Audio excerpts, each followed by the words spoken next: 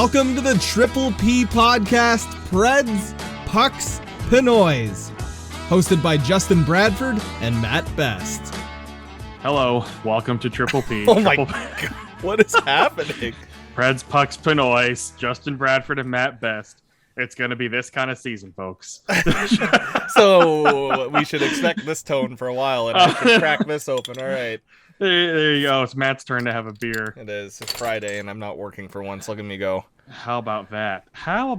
Well, the Nashville Predators will forever be in the history books, just like the Carolina Hurricanes are forever in history books for the Nashville Predators. It's just that was a long time ago, and now people will not, forget this for a while. So Nashville Predators fell to the Seattle Kraken 4-3. Really more like 3-2 if we want to put it like this, because you had an empty net goal, you have a garbage goal from Granlund. This was not good. I was gonna wait and see what you were gonna say, and not good was what I was gonna say. This was not the best start. I mean, you know us. We're going to be as fair as we possibly can. We'll try to find silver linings, but also keep it real. And this is just one game. I mean, if you're with us from the other network, you know that things started off fairly well in a previous life, and then it went downhill quickly, and then it all of a sudden turned around again. So anything can happen in a season, but there are just some glimpses, and we know there's going to be some pains and adjustments and things like that, and plenty of young faces. This team went from being one of the oldest to one of the youngest in one off season.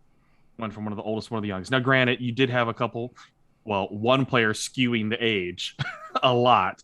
That was in Pekka Rinne, but he's obviously a starter, and he did a lot of great things for the franchise. But they're on a new era right now with Juuse Saros. And for this game, definitely not putting blame on Juuse Saros. No. That's for sure. There are a couple things that I think we'll cover, and this is not going to be one of those long 15-minute podcasts because we're really just going to talk about this one game and what we like to see. But for the love of all that is fucking holy, stop dressing Ben Harpur. Oh, yeah, that's we could spend the whole podcast. Ben Harpur's not an NHL defenseman. He's an AHL defenseman. I was talking to a friend of the show, Kyle Perkins, and his biggest takeaway, one of them was that Ben Harpur is just not good. I'll spare the actual detailed message, but he's not good. And I said and he's like, Boro or Benning should play there. And I was like, yeah, because Boro is a legitimate bottom pairing defenseman. Benning's a seventh defenseman. Ben Harpur's an AHL defenseman. I don't understand the love affair around it. And then when you realize halfway through the game that Ben Harpur, for lack of a better term, is playing like dog shit, you then only play that third pairing for 12 minutes, and you play your second pairing for over 20 minutes, and they get taxed and taxed and taxed, and you saw how slow the blue line was. It's just a storm of shit once you go, oh, this isn't working. Maybe I shouldn't play him as much. He's not he's probably the nicest guy, sure, whatever. But if we're talking straight up hockey sense, he's not good. He not NHL good. I mean, he's better than both of us at the sport. 100%. He'd kick our asses too. But from a pure logistical hockey standpoint, he should not be in an NHL lineup. Maybe on a very bad team that's depleted depth wise. Detroit. But when this team has defensive prospects that could benefit from playing 14-ish minutes a night, you're wasting your time with Ben Harpur and just ruining the game for yourself. You're immediately starting with a handicap and just going, we would like to start losing this game right out of the gate because we are going to play Ben Harpur. That's the dumbed down version of it. It's just, you're doing yourself no good. And sure, if Ben Harpur goes out every 5 games and has one good game, who gives a flying shit about that? It doesn't matter at all. One good game doesn't wash it away. So what if he has 2 average games? It still doesn't matter. Ben Harpur, is just wasting a roster spot. Compared to what else is on the roster. That's the key. Yeah. Compared to what else is on the roster, because Mark Borowiecki, he can play 12 minutes a night, and he's probably going to make some mistakes and everything, but he's going to be difficult to play against, and he can be rough and tumble when he needs to be. Also, Mark Borowiecki has this new mindset as well after just what he's went through in the offseason and his injury and the mental health.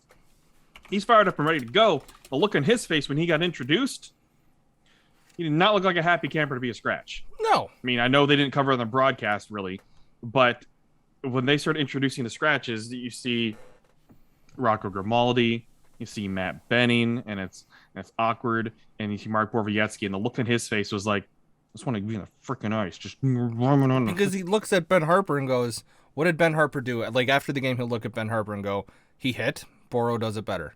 He blocked shots. Actually, Harper didn't block any, according to this box sheet. And he played shorthanded. All things that Borowiecki does and has proven that he can do, albeit at a bottom six, like, kind of style. Which, we're not arguing the fact that Ben Harper is the sole reason that the Preds lost, but he is part of the reason. And I mean, he was on the ice for 3 goals against. Yeah, and it's just... In turn, he makes Fabro look like shit, too. But yeah, it's because Fabro should be playing with a veteran still to mentor him. Or Fabro should be playing with someone that can match his skill set, not someone who thinks he's a defensive defenseman but is actually a liability. And at least Matt Benning is a mobile defenseman. And at least Borowiecki knows how to just be positionally sound. Right. Ben Harper looks like me and you just going, what do now? And then a goal against. And instead of getting a tap on your back and going, oh, it's okay, we'll get him in the next period, it's, dude, we're losing an NHL game. That's the difference. Or if the tap on the shoulder is the referee saying, you just got scored on again. Yeah. Like, it's just... And yeah, like Matt said, that's not the sole reason why the Preds lost this game. There were defensive lapses. There were just not good offensive opportunities. Shoot, the way the third period started out, neither team could get a shot on net, and it became boring. I mean, there were so many stints in this game that just were boring hockey, and Seattle lulled them. They really did lull them, and the Predators started out well. I like the start they had. I mean, Eeli Tolvanen, that was so nifty what he did with his goal. The puck came to him off the faceoff, kicked it to himself. Yeah. And he's able to knock it down, get control, and then snipe it. That was exactly what you want to see from a young prospect that has so much pressure on him. Is for him to score in the first game and it to be a nifty goal and like that, for it, like confidence boosting type of goal. A lot of people are going like, well, it's in the slot. Anyone can do that. If you break the play down slowly, yeah, he knocked it down, then he picked. Like, not a lot of people can hit that shot with an empty net where he put it. Quickly, when there's pressure on you, too. It was bang, bang, bang in. It's like, oh, yeah, okay.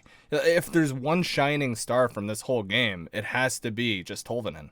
That's it. And Mikael Granlund had a decent game as well. Granlund was good, but Granlund came as expected. He's picking up exactly where he left off from last year. Tolvanen that's fair. Has a lot to just prove again because he came flying out as soon as he got his opportunity and then kind of got hurt and kind of fizzled out after that. Yeah. Now, I'm not expecting, obviously, an 82-goal pace from Tolvanen. I'm just expecting this effort. Fire off 6 shots a night, sure. Philip Forsberg, learn a little and start shooting the puck again like you used to, buddy. Like, one shot's not going to cut it from Phil. That first line, it was rough. The first line had spurts where I thought... They did. This looks pretty good. This looks playoff pushy. And then I was like, okay, it just looks like 3 dudes who are making a shit ton of money who don't care. The line that, if anything, I liked the most because they seemed overall consistent in the type of hockey they were going to play was the quote-unquote fourth line. Because they gave you what you expected. There was no more, no less. They gave you some offensive opportunities, some big hits. They were going to be physical. They were going to forecheck. They were going to be overall responsible as much as you can be when you have young guys like that in there.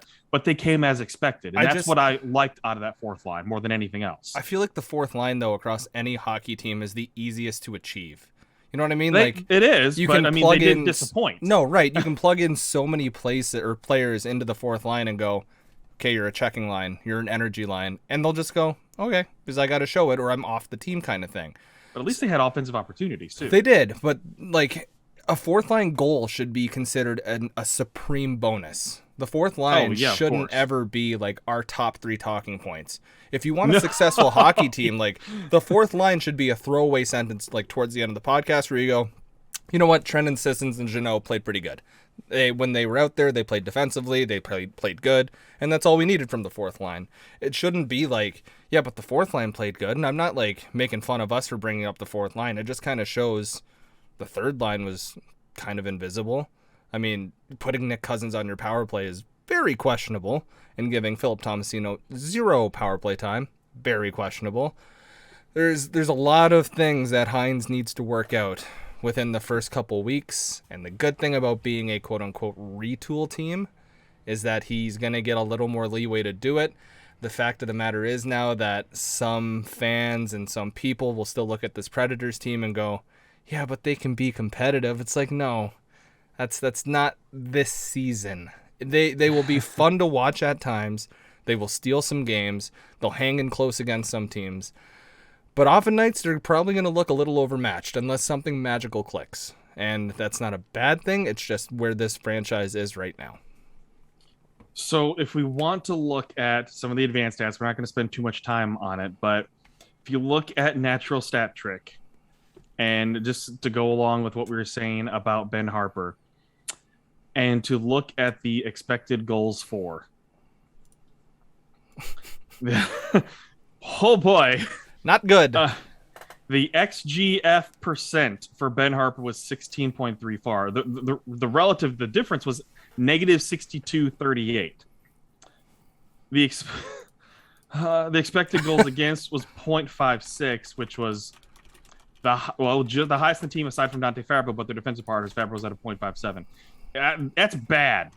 It was really, really bad. Like, really, really, really, really bad. On a chart, pairing. I saw a chart get tweeted out, and everyone for advanced stats was to the right, which is good. You want to be to the right. And then it was Harpur and Fabro just shoved to the left. Whew. It's like, what is happening here? So, okay, let's go on to the debut of Philip Tomasino. There were some rough spots. I didn't say he had a full-on welcome to the NHL moment, aside from the completely blown assignment on the back door. Yeah, not good. That was his welcome to the NHL moment, but it wasn't like he got dipsy-doodled around or a big heavy hit or anything like that. That was as close as you can get to your welcome to the NHL moment in your first NHL game. He had a couple good opportunities in the third period. It seemed like he was getting a little more into it and feeling just his presence a little bit more there too. But again, the team got very young. It got very, very young. And I'm not going to be upset or frustrated as much if they lose games. I will be more frustrated if they lose games by continuing to play a player like Ben Harpur and not someone that could benefit from it or be a veteran to help those around him, like a Mark Borowiecki, can at least support his defensive partner in a little bit better fashion, or if you're throwing in a Davies or Ferentz eventually or something like that. That's not going to frustrate me when they lose. If you're doing that, if you're still putting out what you think is the best lineup to get your young players opportunities to be better, lose games. That's okay. You learn from losing games. You can set yourself up better for the future if you lose some games like that. But if you continue to put out a player like Ben Harpur over other players that would fit better in the lineup, then it becomes frustrating because then you're not doing the best possible for the lineup. And I'm not sure that we talked about something like this before when it comes to decisions.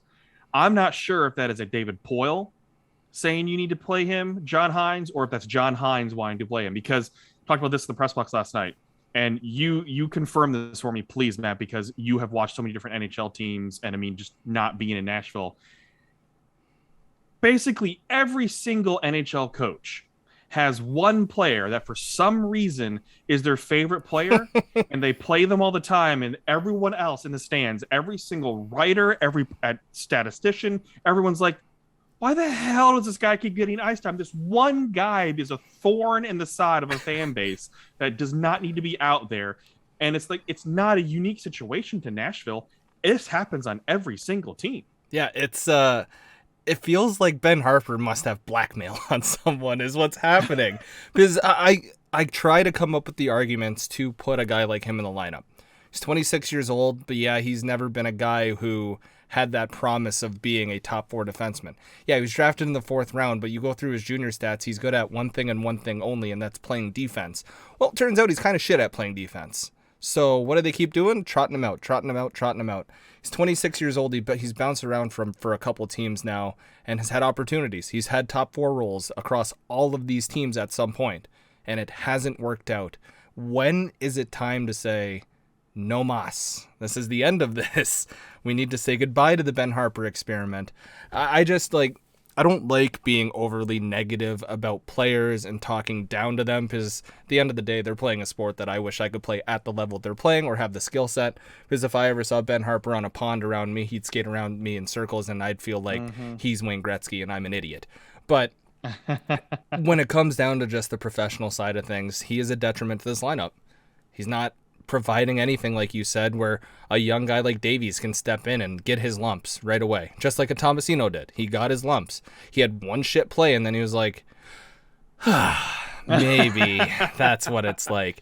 Because every player needs to go through something like that. And for players to this day, like Austin Matthews, Connor McDavid, those guys still leave their assignments from time to time, and it's just like, oops, the whatever. game's fast. That's it, right? And for a guy that's getting his first taste of the NHL, Tomasino gets a pass. Ben Harper he got his passes to start his career. We're done handing out passes. We're handing out press box seats next. So in the third period, the Predators outshot the Kraken 13-1. They were only down by a goal.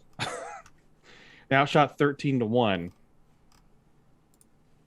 And well, they did have a power play goal, scored on the 5-on-3. Roman Josi got that one-timer.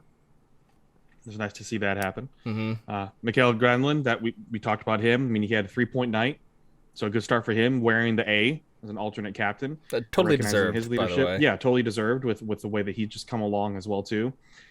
I asked him about that last night, and he just wants to be a good example and set an example for the way to play and play hard. And I mean, he said the right cliche things, yes, if anything, in answering my question. But it's nice to see him get rewarded with that as well, especially when you think about who he's playing with. He's playing with two young guys out there, and Luke Cunnin and Eli Tolvanen. So for them to have a center that's wearing an A, that's good mentorship as well. It's a good looking line too. Like I really like the potential of that give line. them a bit of time. That line, I think, is really nicely constructed. There you go, John Hines. Have a compliment. There, no, yes, I agree. I really like that line more than the first line. Yeah, that line naturally seems to fit together. I just feel like the first line has two guys that you gotta keep up there, and you just have to.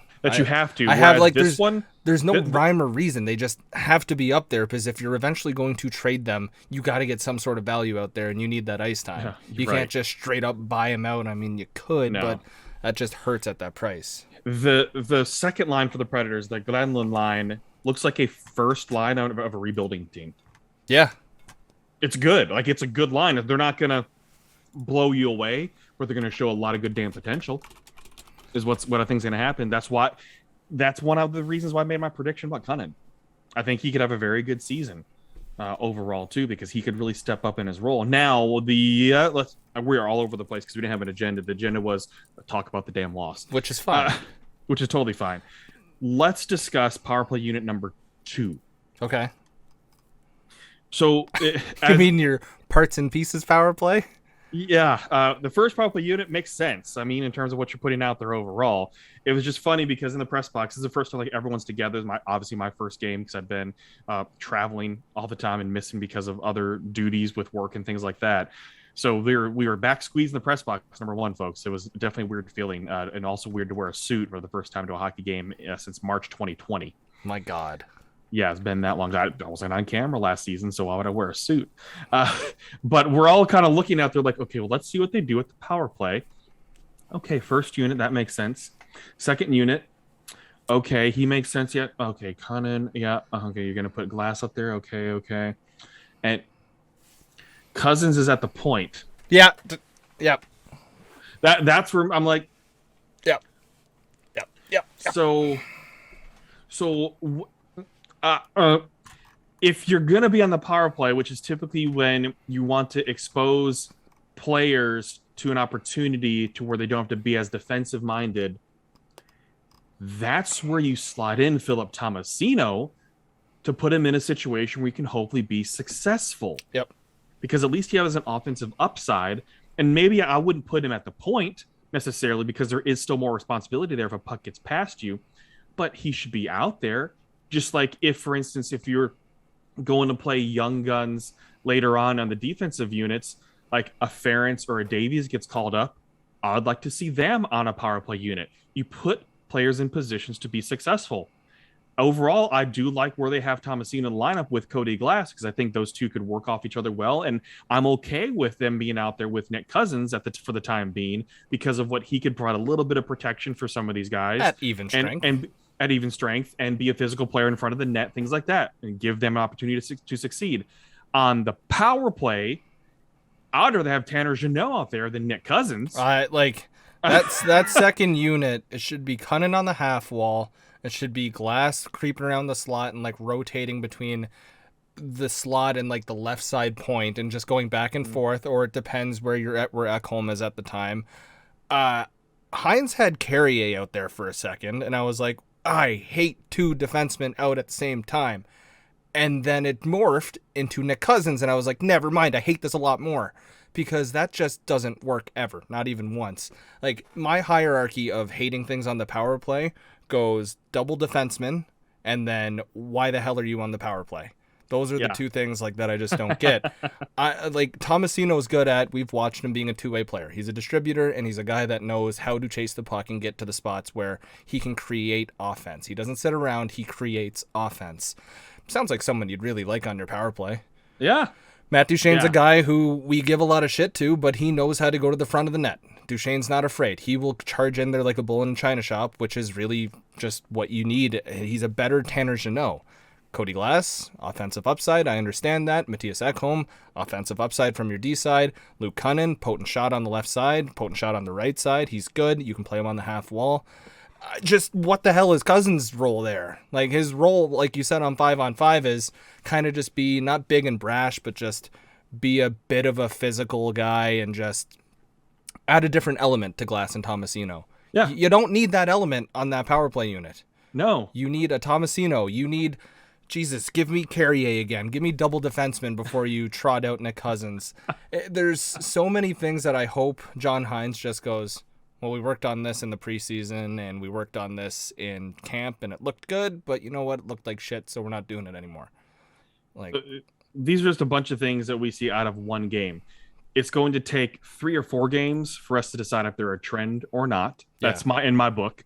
3 or 4 games to see whether we see an opening part of the season trend, and the trends change. Just know that. Also, just need to point this out. If you are not watching this on YouTube, you should take note of the hat that Matt is wearing right now. Hey, I like the Kraken gear. I have I do as well. I bought an old school Mighty Ducks logo hat too. Mm-hmm. And so I was gonna wear that, and I had the two hats next to each other. I was like, wait a minute, I gotta wear the Kraken hat. I do enjoy it. I'm a big fan. It has like the mesh back and everything, so it fits my fat head. And it breathes. It is on fat head setting though. I mean, like, we've got it. Oh, he has only.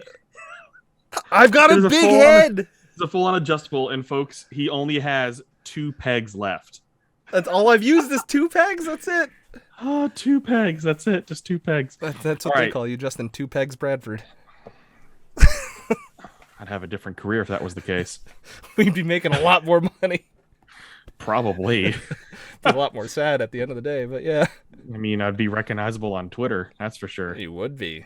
Justin XXX Bradford. No, double peg. Double peg, triple X. Oh. All right. Coming to a theater near you. Wow. Okay, the Carolina Hurricanes coming to town Saturday night. This is the Carolina Hurricanes. They made some changes in the offseason as well. They also, for some god-awful reason, signed Tony DeAngelo. Yep. This will be a litmus test. Oh, boy. We saw some litmus tests on night 1 and what Columbus did to Arizona. Oh, boy. That was fun. And how Detroit could not hold on to a 3-goal lead to save their lives. That was also fun. It was also interesting. So I can guarantee you this. The Nashville Predators will finish above the Arizona Coyotes. Yeah. That's about all I can guarantee. And the Red Wings. There you go. That's about all we can guarantee there, folks. So this will be another litmus test. And, I say that, watch them go out and beat Carolina like 5-2. I would shit myself. That's just like, remember earlier how we were talking about the fourth line should just be a throwaway thing? Uh-huh. That's the Carolina Hurricanes. The fourth line there is Stepan, Martinook, and Lorentz. Great fourth line. Nobody will ever talk about them. Their top 3 lines are so good. Like, right. It's not fair to a lot of teams. It's going to be a big old test for the Predators to see if they can get a little undiscombobulated against the Carolina Hurricanes. And quick early rematch from the playoffs, and also they obviously saw each other half of Carolina's preseason. We only played 4 games instead of the quote unquote required 6 games, and then got tattled on. That is just drama. I love drama like that. Hockey drama's fun. Montreal was just like, well, they did this, so we're going to tell on them. Oh, yeah. That's a very Montreal Canadiens thing to do. Yeah. So I'm very curious. I unfortunately will not be at the game. Well, I say unfortunately. I'll be on my way to what are you saying? I'll be on my way to LA because I'm going to Disneyland for my birthday. Must be tough. Must be tough to miss a game, but I will be working the game on my birthday on Tuesday. How about that? That's fun. Yeah, fun. It is fun. Let's see if they make it fun. And then I got to go play a game of my own. That's busy. It went from fun to busy really quickly. Yeah, so day job, hockey player. Busy boy. Busy birthday boy. Busy Bradford. Busy Bradford. If there's one thing that does not involve changing roster, what do you want to see the Preds do against the Carolina Hurricanes to make you feel like, okay, they at least made an adjustment? By changing roster, you mean lines? Yeah, like they can't. That does not involve scratching a player. So they've got to keep the current players on. Yeah, you just want me to not say Ben Harper. Well, no. I say that because I want to, 1, challenge you, and also 2, it's going to be difficult to see a change in the lineup, just knowing how the things operate. So I'm trying to make it more realistic. Seriously. Well, I'm sorry for being a good host. Yeah, it makes it tough. Oh, God. I get hate for asking good questions. Yeah, I'll take the cop-out answer then. Put Philip Tomasino on the second power play unit. Okay. That's like the easiest way to do my supreme wish list, and I'll be quick with this one thing and one thing only. Play Borowiecki. That's it. Well, yeah. I'd love to see Borowiecki out there. I don't think you need to put Rocco in. I don't think you need to put Benning in. You cannot put Rocco Grimaldi in with his defensive liabilities against the Carolina Hurricanes. But he's fast, Justin. He goes fast. Yeah, but he doesn't go fast the other way. No, he doesn't. What do you want to see? What I would like to see is I'd like to see a focus on not dumping and chasing all the time. Dumping and chasing works if you have players who want to dump and chase. Exactly. And you shouldn't probably do it when you have your goalie pulled with less than a minute. So last night at work, I was like, yeah, I've got the Predators and Kraken game, and we're watching, and I'm watching it, and I'm like, I don't want to watch this anymore.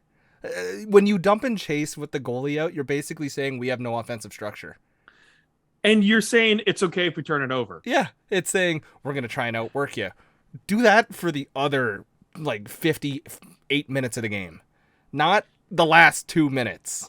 Like when I saw the dump and chase happen at the blue line, I was like, did they just dump it to chase it with the goalie pulled? And they need to score to force over? So what the hell? You can dump and chase. Dumping and chasing is perfectly acceptable if you have numbers and you're going the other way and you want to get it in deep and your offense revolves around setting it up from behind the net. Sure, dump and chase that way. In what world have you ever seen the Nashville Predators start an offense from behind the net? They start on the right side of the ice, funnel everything around the corner, and then kick it back to the right side, create point shots, and then funnel everything into the front of the net. If you look at any heat map, that is where all of the shots came from in the last game. It's a trend that we've seen going into last year too.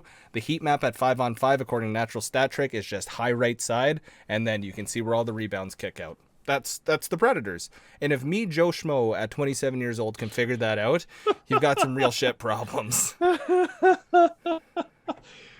So you might hear some bitching from us this season, but it's going to be constructive bitching. Yeah. That's what I really like to call it. We're trying to identify things that we see that could hopefully make things better and develop the team better, because you know what?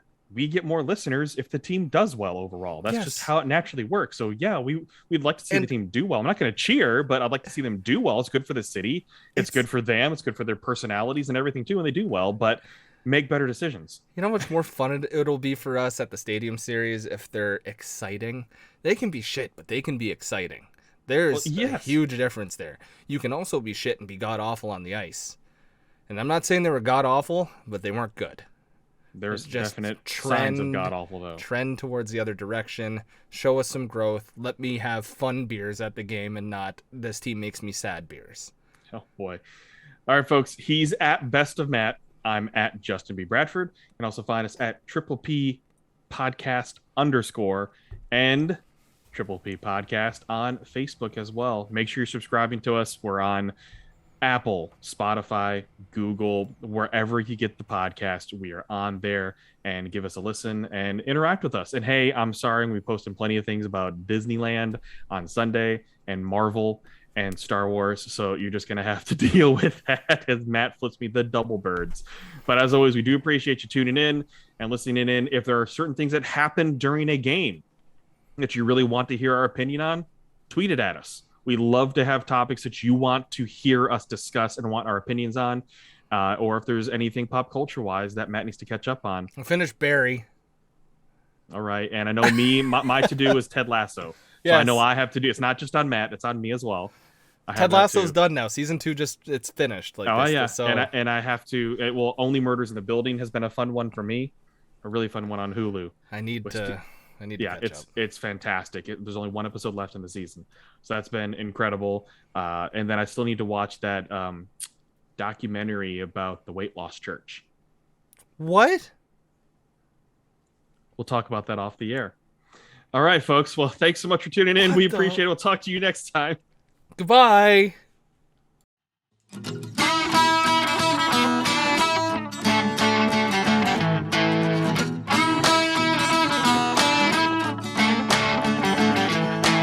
Welcome to the Triple P Podcast, Preds, Pucks, Pinoys. Hosted by Justin Bradford and Matt Best.